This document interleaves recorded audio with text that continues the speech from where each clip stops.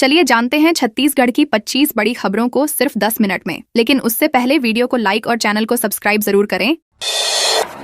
बिलासपुर में जवाली नाले पर जमकर गरजा बुलडोजर, अवैध कमर्शियल बिल्डिंग को छोड़ने पर मचा बवाल। बिलासपुर नगर निगम ने दिवाली पर्व के बाद जवाली नाले के पास अवैध दुकानों और मकानों पर बुलडोजर चलाकर कब्जा हटाने की कार्रवाई की। कार्रवाई के दौरान स्थानीय लोगों ने निगम पर भेदभावपूर्ण रवैया अपनाने का आरोप लगाया। निगम अधिकारियों ने कहा कि यह कार्रवाई अवैध कब्जा हटाने के लिए की गई है और किसी के साथ कोई भेदभाव नहीं किया गया। इस दौरान इलाके में तनाव का माहौल बना रहा, लेकिन पुलिस ने सुरक्षा बनाए रखी।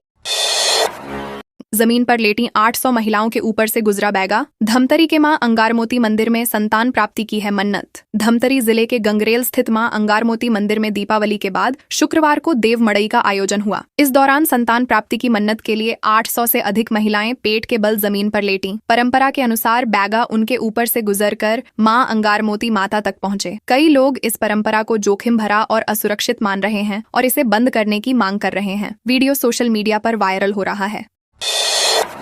पंडो जनजाति ने जमीन हेराफेरी। बलरामपुर में भूमाफियाओं और अधिकारियों पर लगा मिलीभगत का आरोप। छत्तीसगढ़ प्रदेश सर्व विशेष पिछड़ी जनजाति समाज कल्याण समिति ने बलरामपुर जिले में रामचंद्रपुर में विशाल रैली और प्रदर्शन किया। प्रदर्शन में पंडो विशेष पिछड़ी जनजाति की जमीनों में हेराफेरी और उन्हें गैर जनजातियों के नाम पर दर्ज कराने का आरोप लगाया गया। लोगों ने तहसीलदार को आवेदन सौंपकर न्याय की मांग की। समिति ने अधिकारियों और भूमाफियाओं पर मिलीभगत का आरोप लगाया और जमीन एवं जाति संबंधी अधिकारों की रक्षा की मांग की।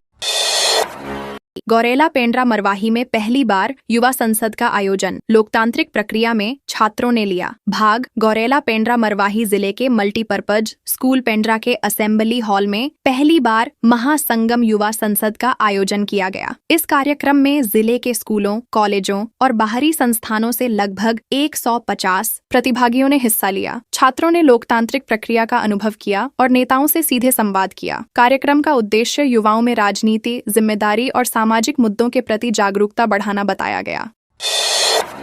दुर्ग में धारदार हथियारों के साथ पकड़ाए 16 आरोपी। असामाजिक तत्वों पर पुलिस ने की कार्रवाई। दुर्ग जिले में बढ़ती चाकूबाजी और असामाजिक गतिविधियों पर कड़ी कार्रवाई करते हुए पुलिस ने 16 आरोपियों को गिरफ्तार किया। सभी आरोपियों के पास धारदार हथियार पाए गए। उन्हें आर्म्स एक्ट की धारा 25-27 के तहत जेल भेज दिया गया। पुलिस ने बताया कि गिरफ्तार सभी आरोपी असामाजिक तत्व हैं और 24 घंटे के अंदर इन्हें पकड़ा गया। यह कार्रवाई जिले में कानून व्यवस्था बनाए रखने और लोगों की सुरक्षा सुनिश्चित करने के लिए की गई।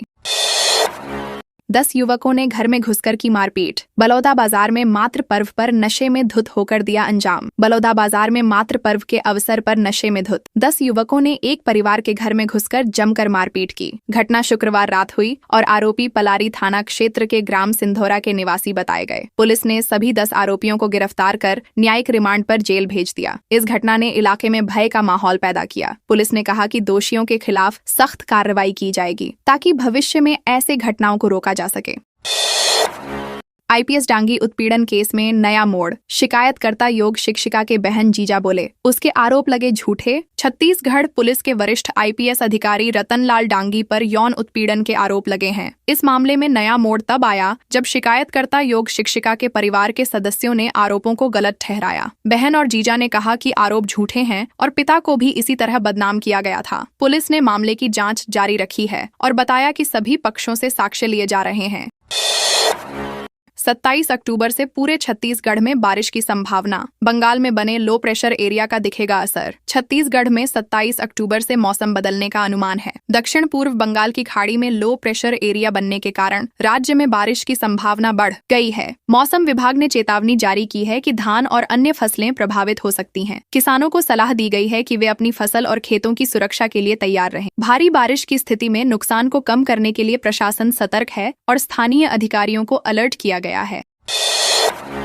रायपुर घूमने जाएंगे सरेंडर नक्सली, मोबाइल भी देगी सरकार। गृह मंत्री विजय शर्मा बोले, शहर और समाज देखेंगे। छत्तीसगढ़ के बस्तर में सरेंडर किए नक्सलियों को रायपुर घुमाने की योजना है। गृह मंत्री विजय शर्मा ने बताया कि नक्सलियों को शहर की बढ़ी इमारतें, चमकती सड़क और प्रशासनिक कार्य प्रणाली दिखाई जाएगी। इसके साथ ही सरकार उन्हें मोबाइल और स्किल डेवलपमेंट प्रोग्राम उपलब्ध कराएगी। इसका उद्देश्य नक्सलियों को समाज में पुनः समायोजित करना और उन्हें आत्मनिर्भर बनाना है। कार्यक्रम के दौरान उन्हें शहर की तेजी से हो रही विकास प्रक्रिया और टेक्नोलॉजी से भी परिचित कराया जाएगा। छत्तीसगढ़ में 5,000 शिक्षकों की भर्ती का रास्ता हुआ साफ, वित्त विभाग से मिली मंजूरी। छत्तीसगढ़ में 5,000 शिक्षकों की भर्ती को वित्त विभाग की मंजूरी मिल गई है। प्रदेश में कई स्कूलों में शिक्षकों की भारी कमी बनी हुई थी। विपक्ष ने सरकार पर वादा खिलाफी का आरोप लगाया, कहा कि अभी भी 58,000 पद खाली हैं। शिक्षा विभाग ने कहा कि जल्द ही भर्ती प्रक्रिया शुरू होगी। नियुक्त शिक्षकों से पढ़ाई और शिक्षा की गुणवत्ता में सुधार होगा। सरकार ने कहा कि प्राथमिकता बच्चों की पढ़ाई और विद्यालयों में शिक्षा के स्तर को बढ़ाने पर रहेगी।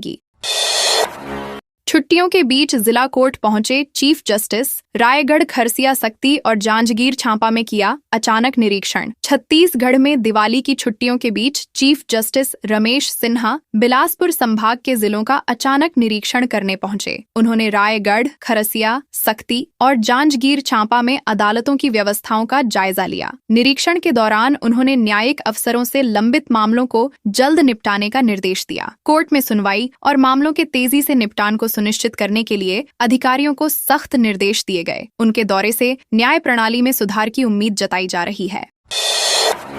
कोरबा के बुका डैम में डूबने से युवक की मौत, 24 घंटे बाद मिला शव। कोरबा जिले के बुका डैम पर मछली पालन के दौरान 24 वर्षीय आशीष मरावी गहरे पानी में गिर गया। उसके दोस्तों ने बचाने की कोशिश की, लेकिन सफल नहीं हो सके। युवक का शव 24 घंटे बाद 20 फीट गहराई से निकाला गया। पुलिस ने शव को पोस्टमार्टम के लिए भेजा। इस घटना से इलाके में शोक का माहौल है। प्रशासन ने लोगों से चेतावनी दी है कि पानी के खतरनाक क्षेत्रों में सतर्क रहें और सुरक्षा नियमों का पालन करें।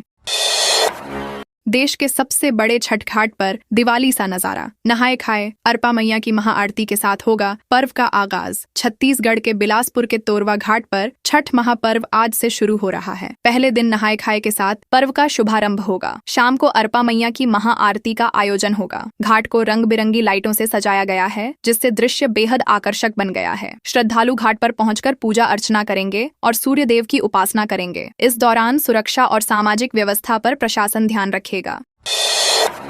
गौरेला पेंड्रा मरवाही में पहली बार युवा संसद का आयोजन, लोकतांत्रिक प्रक्रिया में छात्रों ने लिया भाग। गौरेला पेंड्रा मरवाही जिले के मल्टीपर्पज स्कूल पेंड्रा में पहली बार महासंगम युवा संसद आयोजित हुई। जिले के स्कूलों, कॉलेजों और बाहरी संस्थानों के लगभग 150 प्रतिभागियों ने हिस्सा लिया। छात्रों ने लोकतांत्रिक प्रक्रिया का अनुभव किया और नेताओं से सीधे संवाद किया। कार्यक्रम का उद्देश्य युवाओं को राजनीति और समाज से जोड़ना और उनमें जिम्मेदारी और नेतृत्व की भावना विकसित करना बताया गया। प्रतिभागियों ने सक्रिय रूप से बहस और प्रस्ताव प्रस्तुत किए। हनुमान जी की फोटो लेकर तालाब में कूदा। दुर्ग के चंडी तालाब में 24 घंटे बाद मिला शव। दुर्ग शहर के चंडी तालाब में एक युवक ने हनुमान जी की तस्वीर लेकर तालाब में छलांग लगाई। गहरे पानी में डूबने से उसकी मौत हो गई। युवक मानसिक रूप से परेशान बताया गया और पेंटर का काम करता था। घटना 22 अक्टूबर की शाम हुई थी, जबकि शव 24 घंटे बाद बरामद किया गया। पुलिस ने शव को पोस्टमार्टम के लिए भेजा और परिवार को घटना की जानकारी दी। प्रशासन ने चेतावनी दी कि मानसिक परेशानियों वाले लोग अपने परिवार की देखरेख में रहें। सीएम साय ने राज्योत्सव की तैयारियां देखी। नवा रायपुर में 24 घंटे रुकेंगे मोदी। राज्य निर्माण के 25 वर्ष पूरे होने पर नवा रायपुर में राज्योत्सव आयोजित किया जाएगा। प्रधानमंत्री नरेंद्र मोदी 31 अक्टूबर की रात रायपुर पहुंचेंगे और अगले दिन 1 नवंबर को 5 कार्यक्रमों में शामिल होंगे। मुख्यमंत्री भूपेश बघेल ने तैयारियों का निरीक्षण किया। समारोह में सांस्कृतिक कार्यक्रम, पुरस्कार वितरण और शहर की विकास परियोजनाओं का उद्घाटन शामिल है। आयोजन में प्रशासन ने सुरक्षा और व्यवस्था के व्यापक इंतजाम किए हैं। बालोद में छग सहकारी समिति कर्मचारी महासंघ ने किया प्रदर्शन। कहा मांगें पूरी नहीं हुई तो 12 नवंबर से होगी अनिश्चितकालीन हड़ताल। छत्तीसगढ़ में धान खरीदी 15 नवंबर से शुरू होगी। बालोद में सहकारी समिति कर्मचारी महासंघ ने प्रदर्शन किया और चेतावनी दी कि उनकी मांगें पूरी नहीं हुई तो 12 नवंबर से अनिश्चितकालीन हड़ताल करेंगे। इससे धान खरीदी प्रभावित हो सकती है। महासंघ ने प्रशासन से उनकी मांगें मानने का आग्रह किया। कर्मचारियों का कहना है कि उनकी हड़ताल से धान खरीदी और किसानों की समस्याएं गंभीर रूप से प्रभावित हो सकती हैं।